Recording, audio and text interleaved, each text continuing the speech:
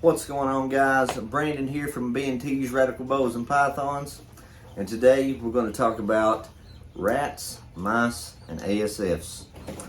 So let's say that you've got a nice little collection of snakes going on now, and you've been buying your rodents online for quite some time, and as you know, shipping costs can absolutely eat you up as you do that. So you've decided that you want to breed rats, mice, or ASFs for yourself.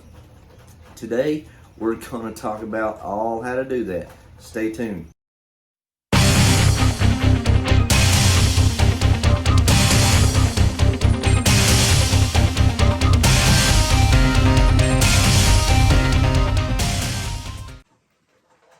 Alright guys, so we're going to go ahead and get started with the rat video.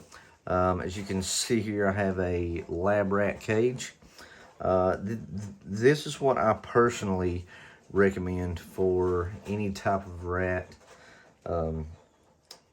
including ASFs. I use these.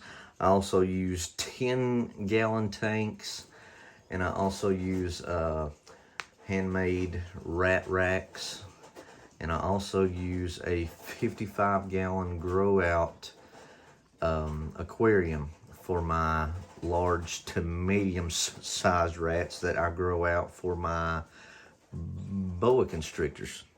So we're gonna go ahead and get started. Got your water bottle here. Here at B&T's we feed Mazuri 6F, and sometimes we mix it with hog grower. Yes, hog grower is actually very close to the ingredients that is in Mazuri 6F. So we're going to go ahead and take the lid off here for just a second. Put it down here.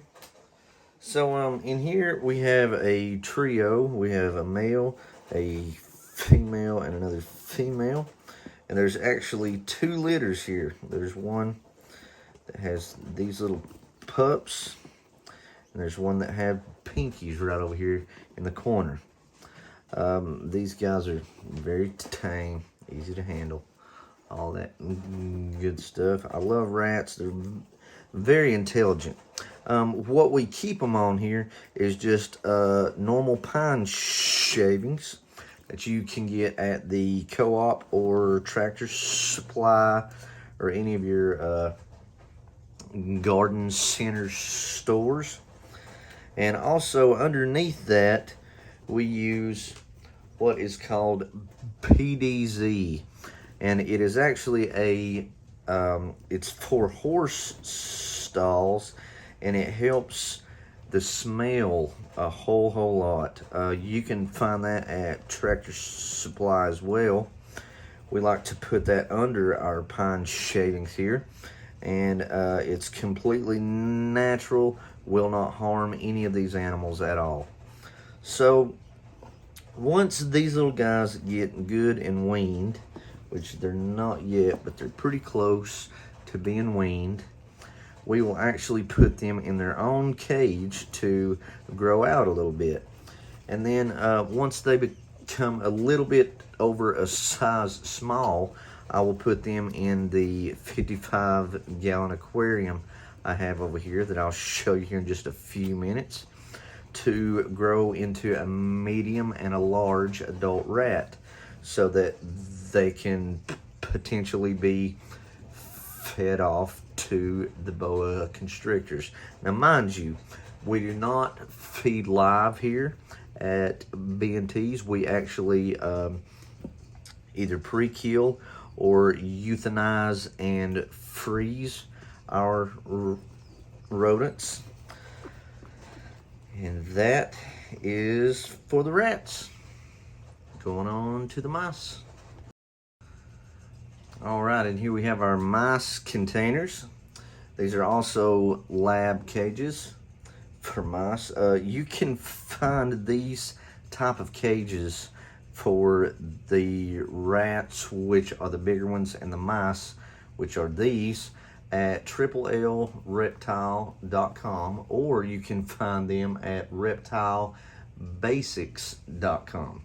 But again, you don't have to have these. You can actually start with what is called a bin cage, which is a tote that has been, the top has been cut out, and you can put mesh wire over the top and that will suffice just fine. Or you can use a 10-gallon tank. And for mice, 10-gallon tanks are absolutely great. They can't chew them or nothing like that, and they breed very well in those. They also breed pretty great in these as well. So again, you have your water bottle, a little bit smaller here, and your Mazuri 6F rodent block. Great stuff, guys.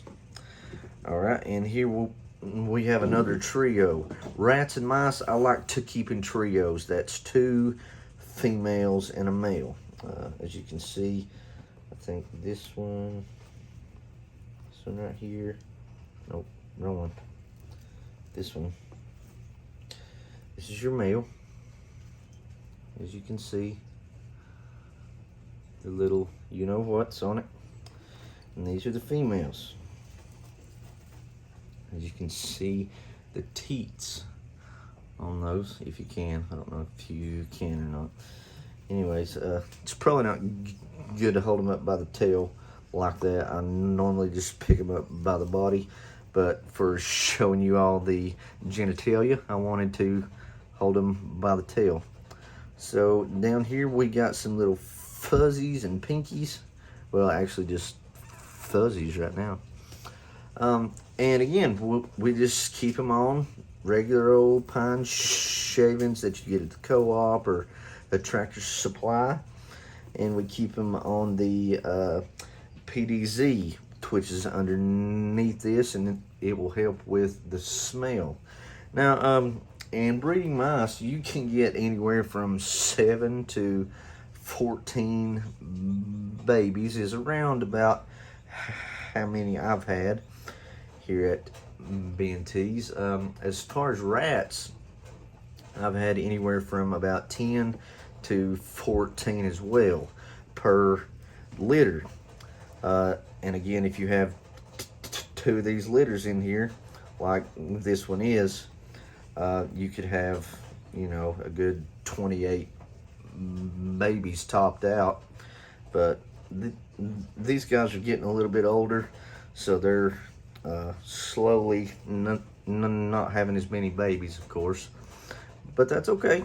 It's all a part of it. So we're gonna go ahead and put the lid back on these guys just like that, and we're gonna move on up. And here we have the ASFs. Again, same concept. This is in a lab rat cage. That didn't make any sense. Lab rat cage. There we go. Again, we're feeding Mazuri 6F.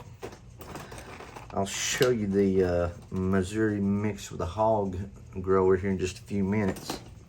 And again, we just have a trio here. Actually, no, I'm wrong. I have a 3-to-1 ratio here because these guys, this is about as big as they will get right here. They're not gonna get much bigger than this right here. This little guy is in here because he wasn't doing too good last week, so I kept him in here with his mom for some TLC and stuff. Everybody says that the first generation of ASFs were very aggressive. I got pretty blessed with all these. All of these guys are pretty nice, and I've never been bit by any of them or anything. So ASFs actually have more teats on their body, so therefore they can have a lot more babies. To be honest with you, I don't know the exact count that they do have. All I know is they do have quite a bit more than a normal rat has at one time.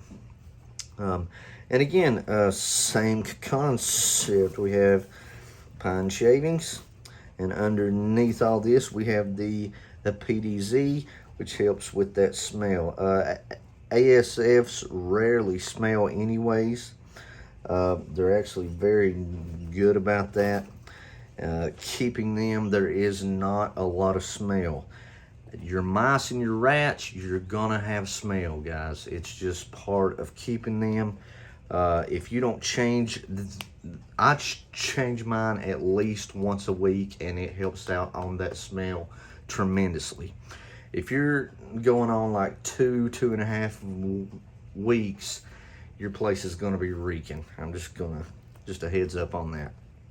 So now I'm going to go and I'm going to show you the tank setups I have and what we use elsewhere other than these lab cages.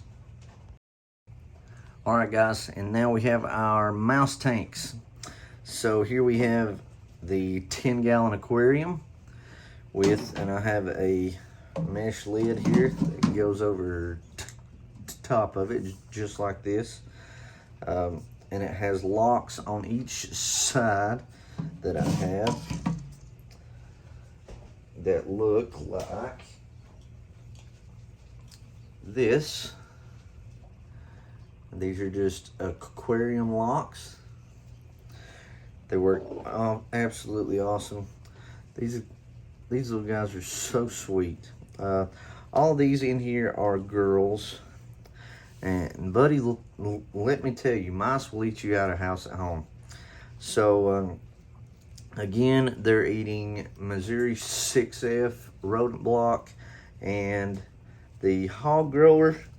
Yes, there's a lot of mice in here. That's because they are being sold, because right now I have absolutely nothing that is eating mice. So I breed and sell them for profit. Again, we got 2 water bottles here that provide them with plenty of water. They have food, and we have good old pine shavings with the PDZ underneath it. And again, all these are females, and I separate out the sexes just so that I don't have like an abundance of mice everywhere all the time. So I'm gonna raise up all of these guys, and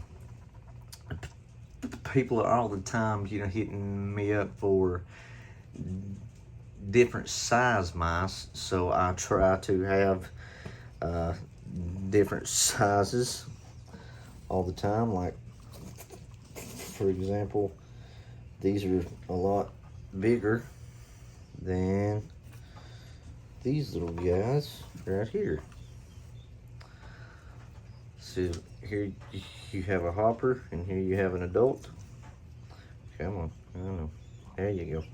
Anyways, that's it for the 10-gallon mice tanks. At this time, I do not have any rats in the 10-gallon tanks because I try my best to keep them out of these tanks and in the bigger tank that I will be moving on to here in just a few minutes.